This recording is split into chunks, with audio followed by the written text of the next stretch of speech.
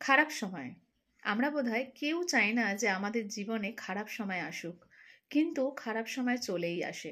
ঠিক দিন আর রাত্রির মতো। ভালো সময়ের পর খারাপ সময়, খারাপ সময়ের পর আবারও ভালো সময়, এ তো চলতেই থাকে।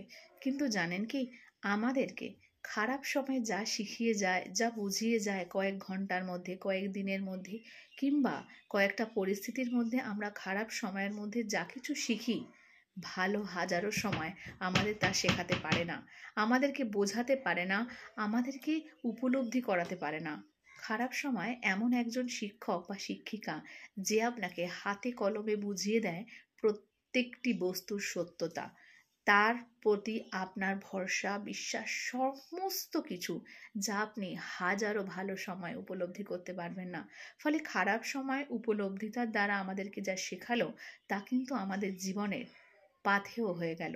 এবং আমরা যা শিখলাম, সেই শেখা নিয়ে আমরা কিন্তু বাকি জীবনটায় সেই ভুল, সেই কাজ, সেই শিক্ষাটাকে কাজে লাগিয়ে অনেক দূর এগোনোর ক্ষমতা অর্জন করলাম। ফলে খারাপ সময়ের সবটাই কিন্তু খারাপ নয়।